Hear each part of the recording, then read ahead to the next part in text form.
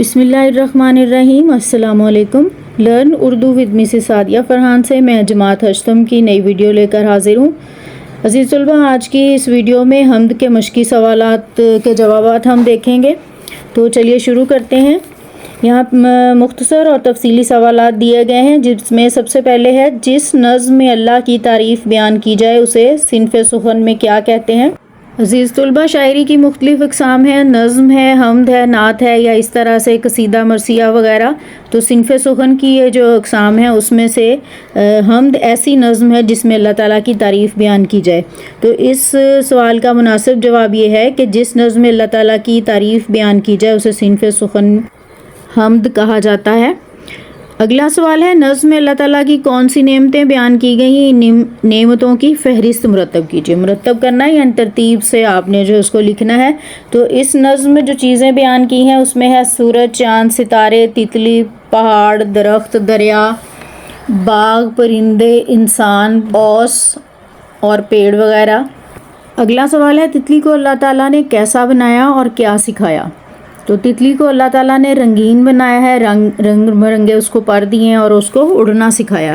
مختصر سوالات میں سوال نمبر 4 ہے کائنات کے راز منکشف کرنے کے لیے انسان کو کس نعمت سے نوازا گیا؟ منکشف یعنی کائنات کے راز انسان پر کھولنے کے لیے، ظاہر کرنے کے لیے انسان کو اللہ تعالیٰ نے عقل و دانائی جیسی نعمت سے نوازا ہے۔ اس کے بعد یہاں تفصیلی سوالات میں پہلا سوال ہے حمد میں اللہ تعالیٰ کی بنائی ہوئی کن چیزوں کی خصوصیات بیان ہوئی ہیں، وضاحت کریں۔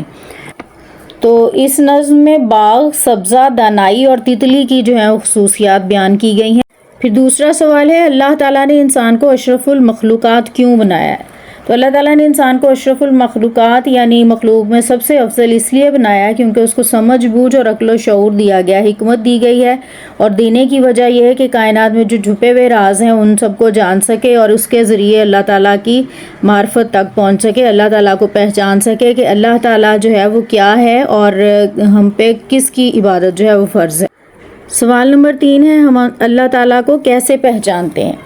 تو اللہ تعالیٰ کی پہچان کیسے ہوتی ہے؟ اس کائنات میں جتنی بھی پھیلی ہوئی چیزیں ہیں اللہ تعالیٰ کی قدرت اور عظمت اور اس کی نعمتوں کو ظاہر کرتے ہیں، اور ان سب چیزوں کے ذریعے ہم اللہ تعالیٰ کو پہچانتے ہیں کہ کائنات میں جو چھپے ہوئے راز ہیں اس کو جاننے کے لیے جب ہم اپنی عقل اور سمجھ کا استعمال کرتے ہیں تو اس سے بھی اللہ تعالیٰ کی معرفت حاصل ہوتی ہے۔ دکھ اور تکلیف میں ہماری مدد کرنے والا کون ہے؟ غائبانہ طریقے سے اللہ تعالیٰ کا ہی جو ہے وجود ہے، وہ اللہ ہی ہے، اللہ کی واحد ذات جو ہماری ہر طرح سے مدد کرتی ہے۔ غم اور خوشی میں بھی اس طرح سے جو کہ احساسات ہیں، ہمارے جذبات ہیں، اس سے بھی پتہ چلتا ہے کہ یہ اللہ تعالیٰ کا وجود جو ہے وہ ہے۔ اچانک ملنے والی خوشی اور کامیابی بھی اسی کے وجود کو ثابت کرتی ہے۔ یعنی کائنات کی ہر چیز کو اگر غور سے دیکھا جائے، پرکھا جائے تو انسان کی تخلیق سے لے کر اللہ تعالیٰ کی بنائی ہوئی ہر چھوٹی سے چھوٹی چیز، چاہے وہ پرندے ہیں، جانور ہیں یا جیسی بھی چیزیں ہیں، کیونکہ اللہ تعالیٰ نے کائنات میں کوئی بھی چیز جو ہے وہ بے مقصد پیدا نہیں کی۔ اللہ تعالیٰ کی ساری پیدا کی ہوئی چیزوں سے ہمیں اس کے وجود کا احساس ہوتا ہے اور ہم اس کی توحید کو مانتے ہیں۔ اس میں اگلا سوال ہے پودے اور درخت ہمارے لیے کیوں ضروری ہیں؟ تو عزیز طلبہ، درخت اور پودے جو ہیں وہ ہمارے ماحول کو ہی صاف ستھرا نہیں کرتے، اس کو خوبصورت ہی نہیں بناتے، بلکہ ماحولیاتی آلودگی کو کم کرنے میں بھی اہم کردار ادا کرتے ہیں۔ ہم ان پودوں اور درختوں سے آکسیجن حاصل کرتے ہیں۔ جتنی بھی فضا میں آلودگی اور دھواں وغیرہ پھیلا ہوتا ہے، گرد و غبار ہوتی، آندھی اور طوفان ہے، اس کو بھی کم کرنے میں یہ درخت اور پودے جو ہیں وہ مددگار ثابت ہوتے ہیں۔ پھر ان پودوں درختوں سے ہمیں سایہ اور ٹھنڈک جو ہے وہ حاصل ہوتی ہے، محسوس کرتے ہیں ہم ان ساری چیزوں کو۔ تو اس کے علاوہ بھی یہ درخت اور پودے جو ہیں وہ جیسے ہم ان کی لکڑی استعمال کرتے ہیں، بہت سارے فائدے ہیں جو ان درختوں اور پودوں سے انسان کو حاصل ہوتے ہیں۔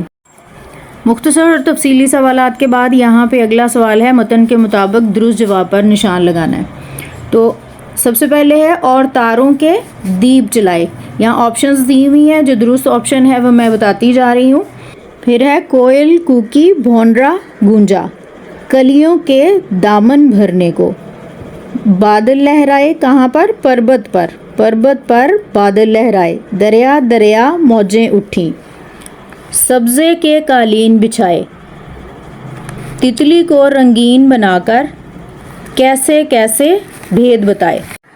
عزیز طلبہ، مجھے امید ہے اب تک کی حل کی گئی مشق آپ نے اچھے سے سمجھ لی ہوگی۔ اگلی ویڈیو کے ساتھ آپ کی خدمت میں دوبارہ حاضر ہوں گی، تب تک کے لیے اللہ حافظ۔